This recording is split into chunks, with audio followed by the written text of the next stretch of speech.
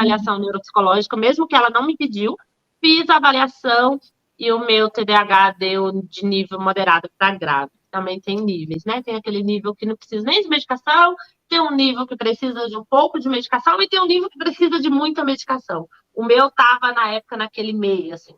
Principalmente para as mulheres, que você já falou um pouco, traz muito essa questão de culpa, né? A mulher já tem o problema de baixa autoestima e traz muito a questão da culpa, né? De esquecer, de achar que está, como que eu posso dizer? Essa questão que você falou eu achei bastante grave, de achar que é um desvio de caráter e a pessoa chegar a pensar nisso, né? Que é porque é preguiçosa. Não, que a pessoa é preguiçosa, que a pessoa não quer fazer isso, então entra nessa coisa do desvio de caráter, e isso traz bastante ansiedade, não traz? Para você e para os pacientes? Para as pacientes, né? Que você atende mais mulheres. Sim, bastante. Eu falo sempre para os meus clientes, assim, olha, vamos imaginar que você está na corda bamba. Estar na corda bamba gera ou não gera ansiedade? Claro que gera. E o que é essa corda bamba? É a gente que vive com um cérebro que pode te deixar na mão a qualquer momento.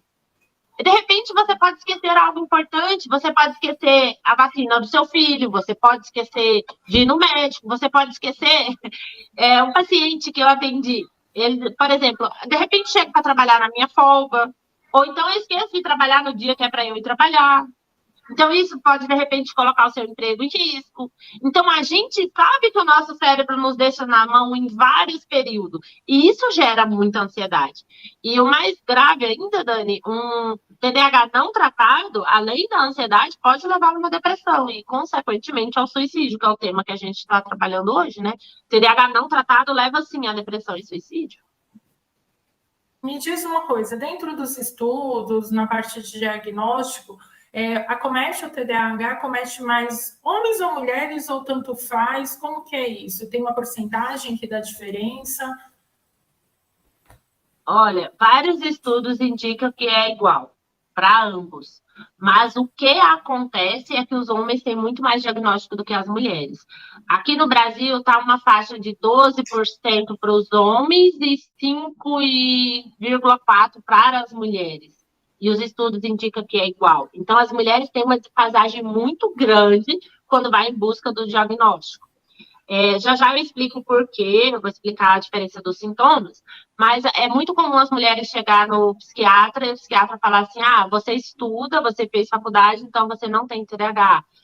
Você é inteligente. Gente, é uma fala de, infelizmente, vários profissionais de saúde ainda dizem isso, você é muito inteligente, você não tem TDAH, é algo que eu digo assim, que arrepia o meu ser inteiro, porque o TDAH não está relacionado à inteligência, não compromete a sua inteligência. Sobre a diferença de diagnóstico, é muito mais comum a gente ver meninos agindo de forma hiperativa e meninas com mais desatenção. Ainda a gente não consegue separar se isso é biológico ou se isso é da nossa cultura. Porque vamos imaginar, bebezinho de 3 a 5 anos, as criancinhas pequenas, é muito mais comum aos pais tentarem controlar a menina para ela ficar quieta, não deixar ela subir em brinquedos perigosos e o menino ter mais liberdade.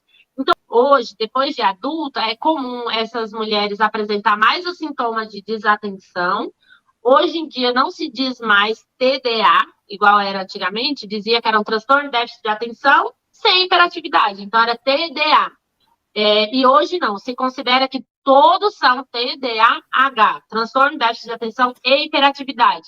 Porque mesmo quando a hiperatividade não se apresenta fisicamente, era uma hiperatividade mental. Então, é comum as minhas clientes, na questão da hiperatividade física, como que acontece? De repente, você começa a ficar inquieta. E aí você fica procurando algo para fazer, uma inquietação. É comum elas acharem que isso é ansiedade.